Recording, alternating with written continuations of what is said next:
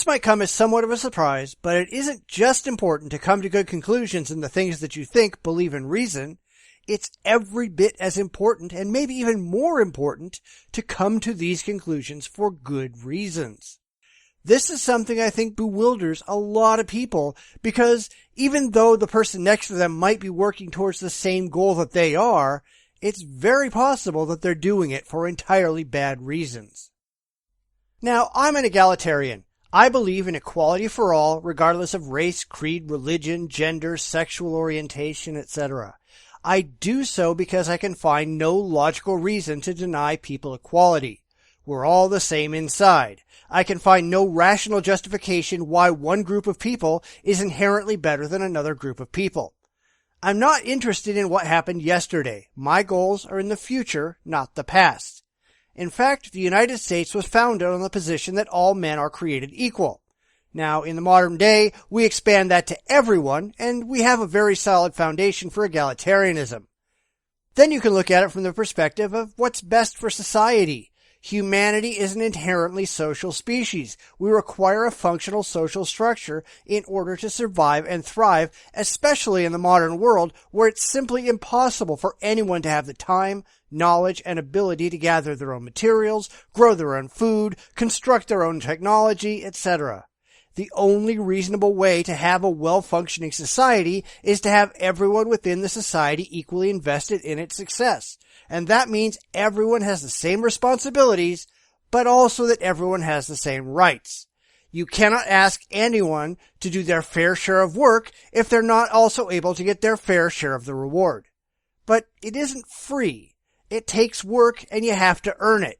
You have to take advantage of the opportunities available to you. If you get an education, if you get a work ethic, if you make good life decisions and work hard, you will almost certainly better your position in life.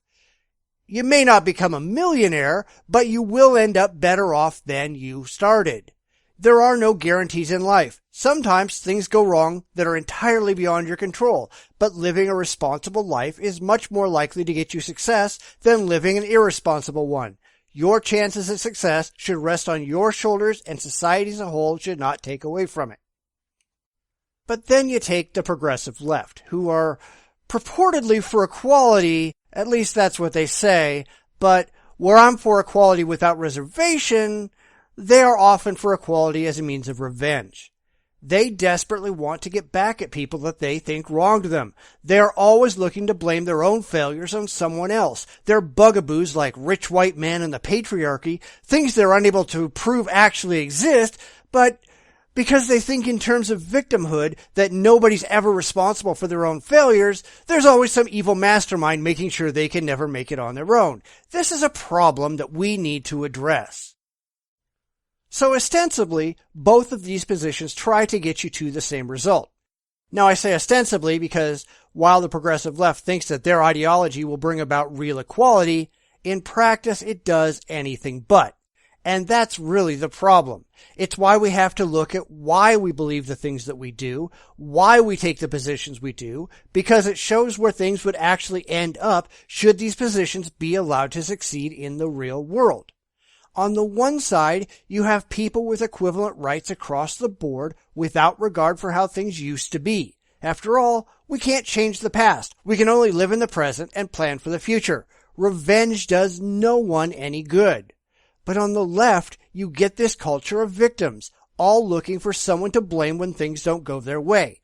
They aren't looking for equality for the sake of equality, they're looking for scapegoats. There will never be equality because they will never be able to be responsible for themselves. They'll keep looking for someone else, someone who's oppressing them, and therefore they constantly need new and better rights than everyone else.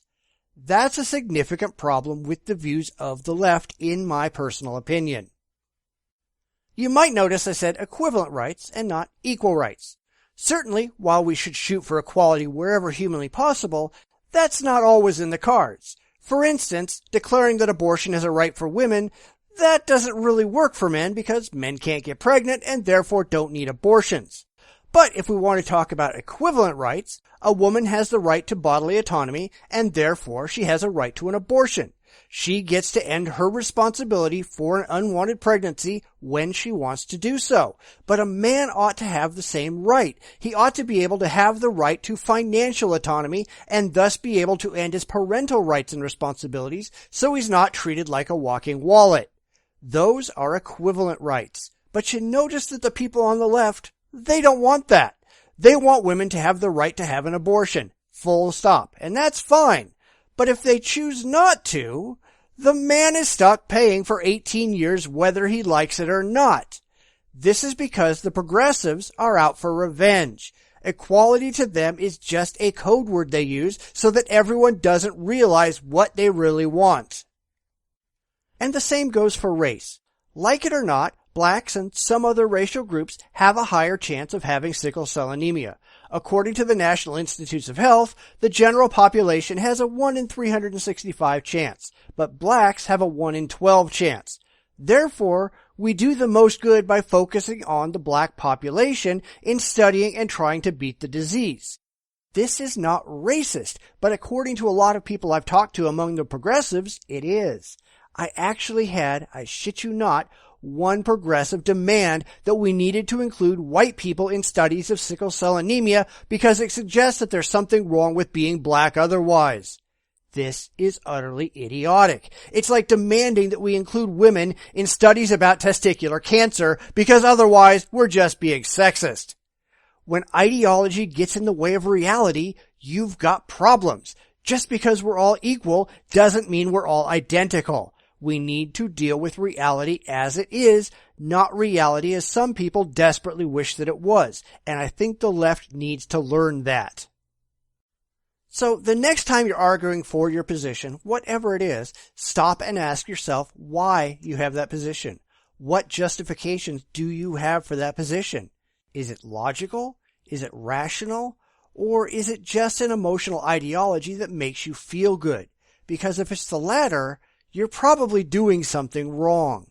It doesn't matter if you call yourself a conservative or a liberal or a libertarian. Relying solely on emotion leads you nowhere good. It would be wonderful if more people figured that out. That's not to say that emotion doesn't have its place, but if that's what you rely on, or worse yet, you're unable to separate your emotions from your intellect, then you have some serious problems upstairs. It's one thing to feel sorry for people who are demonstrably being abused or discriminated against. It's another to use that emotional upset to consider what should be a rational solution to the problem. In fact, I think a majority of problems we have in society today come from a failure to differentiate between rational thinking and emotional reacting. Sometimes, whether we like it or not, there are hard decisions that have to be made that might not make everyone happy. They might not make anyone happy, but they are important because they contribute to the overall health and success of society, and whether anyone likes it or not, society is what keeps all of us alive and healthy, and we have to consider what is best for society, sometimes before we consider what's best for the individual.